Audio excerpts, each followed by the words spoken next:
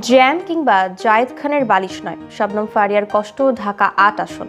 ঢাকা ৮ সংসদীয় আসন নিয়ে সামাজিক যোগাযোগ মাধ্যমে আলোচনার জন্ম দিয়েছেন জনপ্রিয় অভিনেত্রী শবনম ফারিয়া। ২৬শে জানুয়ারি দিবাগত রাতে নিজের ভেরিফাইড ফেসবুক পেজে দেয়া এক স্ট্যাটাসে তিনি নিজের ভোটের এলাকা এবং স্থানীয় রাজনৈতিক বাস্তবতা নিয়ে ব্যঙ্গাত্মক আক্ষেপ প্রকাশ করেন।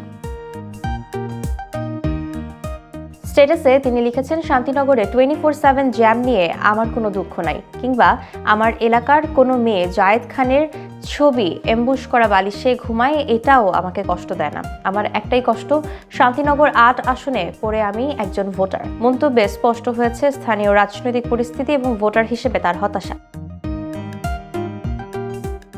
পোস্টে প্রকাশের সঙ্গে সঙ্গে নেটিজেনদের মধ্যে ব্যাপক প্রতিক্রিয়া সৃষ্টি হয়েছে। অনেকেই এটিকে ব্যঙ্গাত্মক ও রাজনৈতিক ইঙ্গিতপূর্ণ হিসেবে দেখেছেন। কেউ তার সাহসী প্রকাশকে প্রশংসা করেছেন, আবার অনেকে বিষয়টিকে অপ্রয়োজনীয় রাজনৈতিক ইঙ্গিত হিসেবে দেখছেন।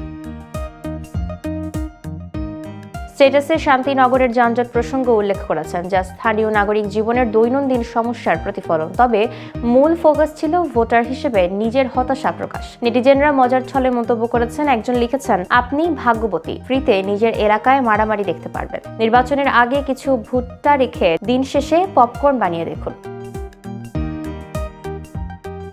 আরও কেউ স্যাটায়ার করে লিখেছেন, আব্বাস ভাইয়ের দোয়া নিন, মেঘনা আপার সালাম নিন, নাসির ভাইকে ভোট দিন। এছাড়া শান্তিনগরের শান্তির অভাব নিয়ে এক নেটিজেনের প্রশ্নের জবাবে শবনম ফারিয়া লিখেছেন, কবে ছিল ভাই?